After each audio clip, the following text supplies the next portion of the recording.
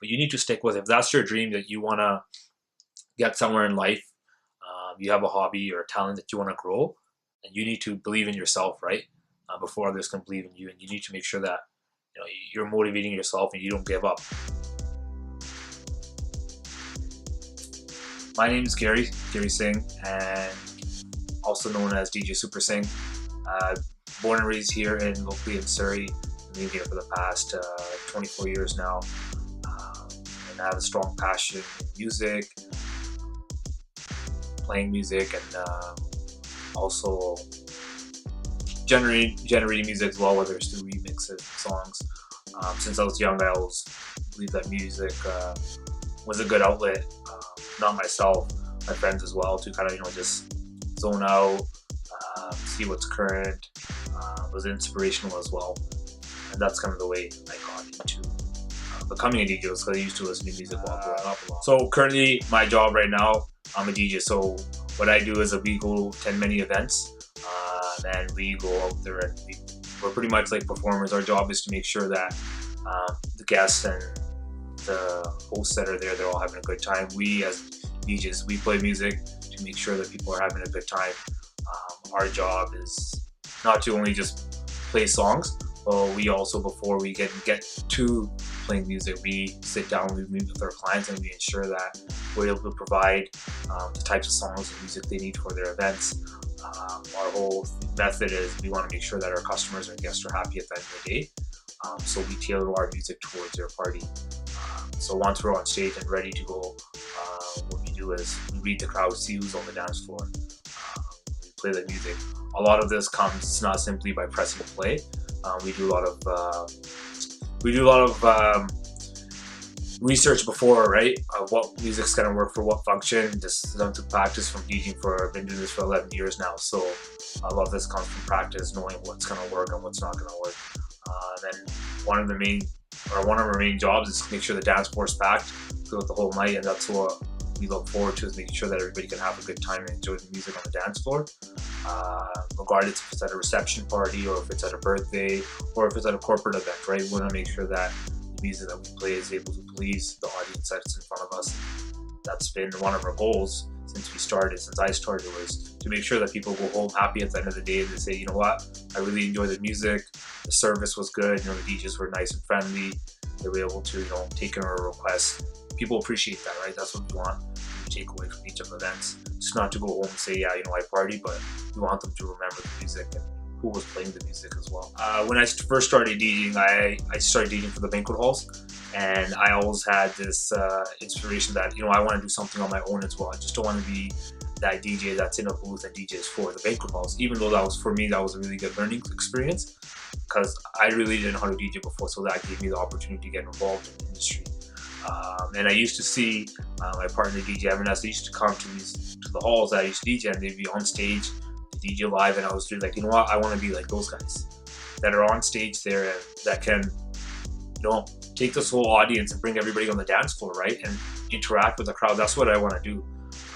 And I strongly looked up to them, and I just started helping them out. Every time they would come, I'd say, you know what, you guys need a hand, I'll help you guys with your wires, I'll help bring you water or whatever. Just kind of got to know them, build a network there. MIB Roadshow was the first roadshow I ever seen. I started when I was young, when I was 14, and those were the first roadshows. So I was like, that's where I want to be, and that was my goal. And at that time, I used to play dole, so I used to start playing dole with them for their parties, and that kind of led me.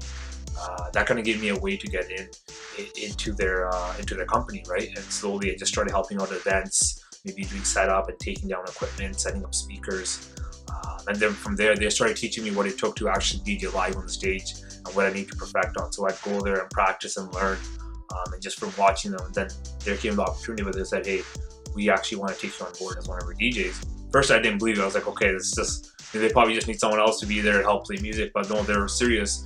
And I got the opportunity to actually go and DJ for a lot of events, and I was super busy with them, and I enjoyed what I was doing. It made me happy, because that's where I wanted to be. Was my end goal, was I wanted to be part of that company, part of that team. And then from there, I wanted to grow. I wanted to, I want to take this as my own project as well. I want to create a brand.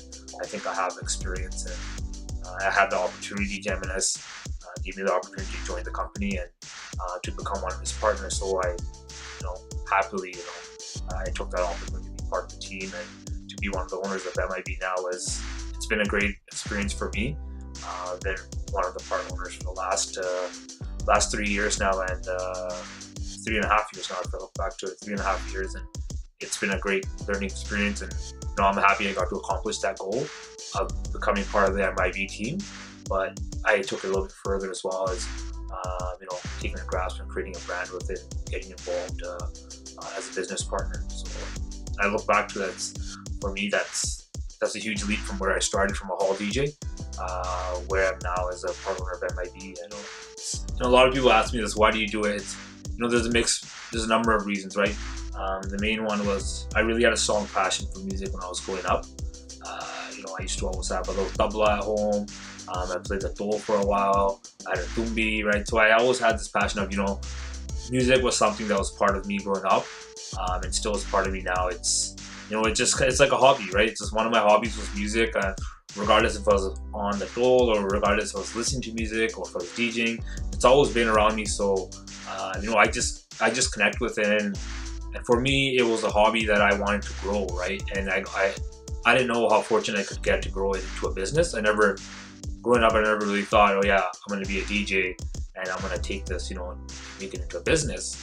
I just thought it was a hobby that I enjoy doing, and I think that's what really made it more meaningful for me, was that I could take a hobby that I enjoy doing and turn it into a business that is successful, and where now I get to travel and we do all these destination weddings. We get to we get to give back to the community, do a lot of charity work, provide music for charities for their events and galas and fundraising efforts, and support what the rest of the community is doing with their events. If I never had that passion for it and the love of music, I wouldn't have gotten into this field. I would have stopped, right? I would have just been like, it's not something I want to do. So I always think that, why are you still doing this? But it's, you have that drive and the motivation for it, right? If I said, hey, I'm going to quit doing this, I'm not going to do it anymore, I wouldn't feel good with myself. I wouldn't be like, yeah, this is something that I want to do. I still want to stick with music, still love DJing, I still want to follow this passion, right? Because it's like anybody, if they have a hobby, they have a dream, they want to kind of fulfill their dreams, they want to fulfill their goals. Same with music and DJing. It's something I enjoy doing. It's not the fact that it's going to a business now. It's because I have the passion for it, right? Dress and style and professionalism is definitely a huge aspect in our industry. And from day one, I saw, like, when I used to be at the hall as a DJ, back then it wasn't, you didn't have to really dress up or whatever. It wasn't that necessary. But when I wanted to be part of the MIB team, I saw that professionalism was huge. And my partner DJ Eminas, he taught me, he's like, if you're going to be out here and dealing with these clients, you need to work and act in a professional manner. You need to look professional, right? And so, dress played a huge role of that. I had to make sure when we had client meetings that I show up in dress pants, dress shirt, or business formal clothing, because these clients are coming to us, these guests are seeing us. What's their impression, right? Are they hiring someone that is just that doesn't know what they're doing, or they're hiring a professional, right? And as I mentioned before, quality has always been our goal, right? Is to give quality service to our clients. So we wanted to make sure that the way we dressed resembled who we were, right? So we don't want to show up to events and we're wearing sweatpants or we're in shorts, right? We want to make sure we show up professional, just like everybody else that guests are there, right? Respectful as well.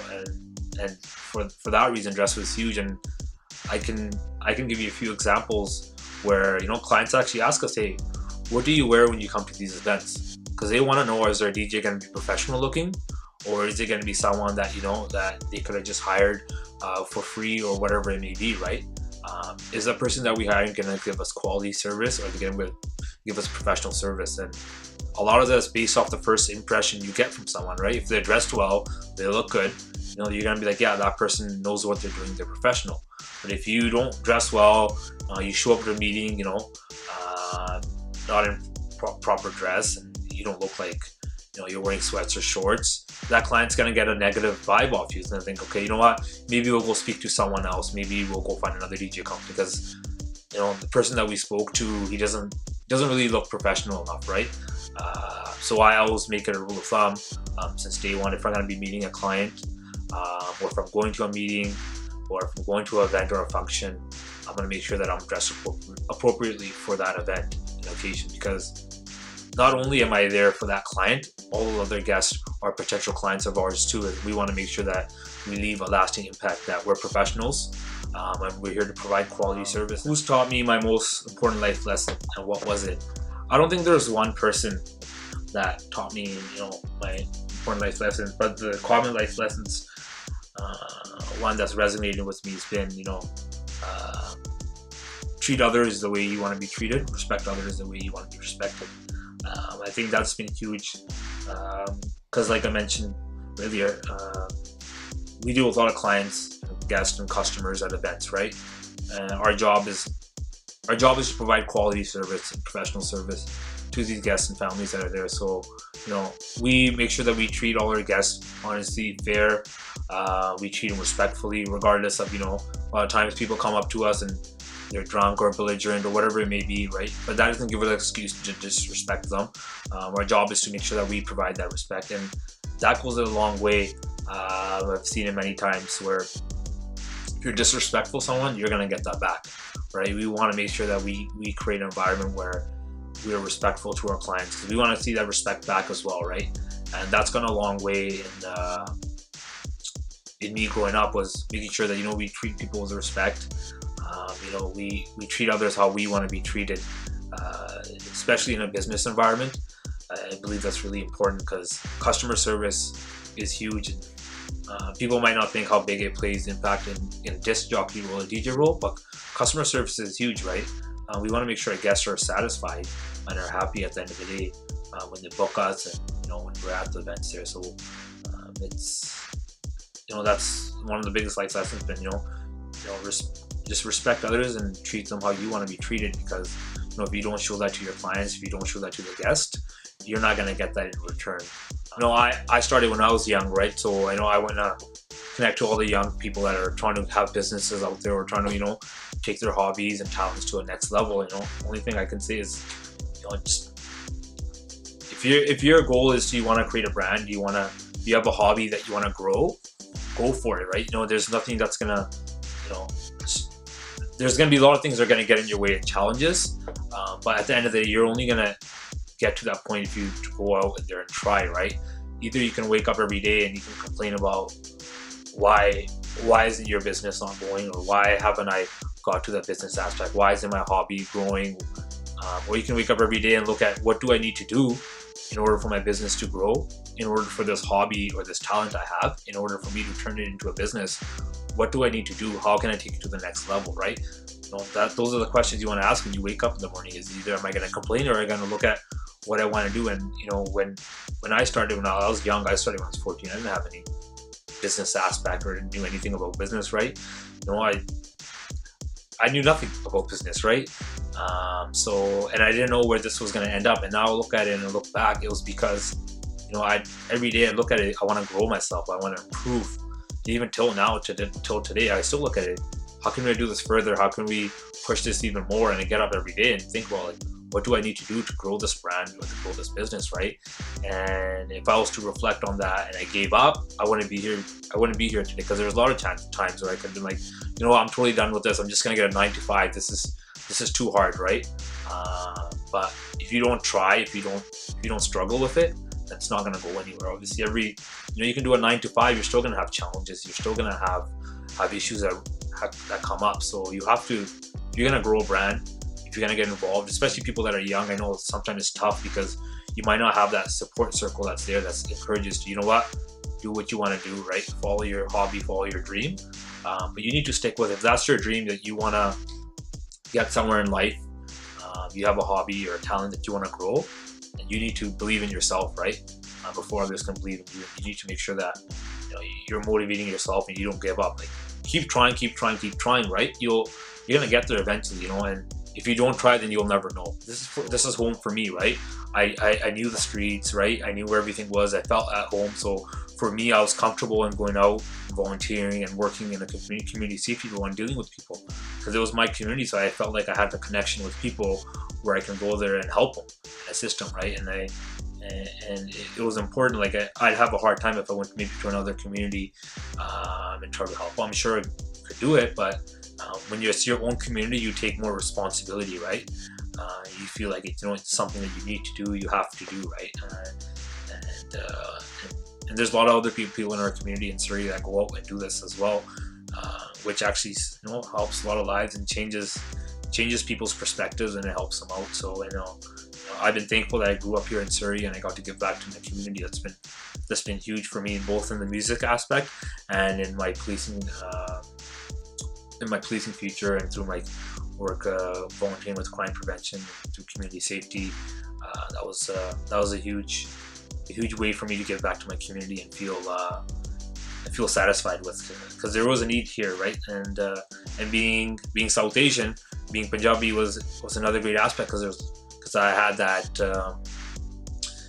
I knew the language, right? So a lot of times I could help people from our own community that didn't know English, so I could translate and help them and connect with them, right? Where others might not have been able to do that, and they appreciate that. Sometimes it's easier for those people that that don't speak the language, that speak Punjabi.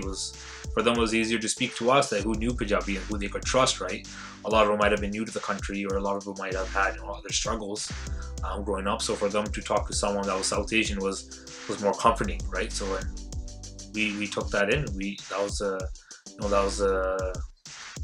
was a bonus of us, about me being raised in Surrey, being Punjabi, having a Sikh background, was being able to help people of our own community, people that were speaking Punjabi and that needed help, was we're helping our own community. I grew up here, so I felt like that was important for me, especially nowadays when everybody's really busy. Everybody has a different job, so I felt like there was a need there to go out and help people.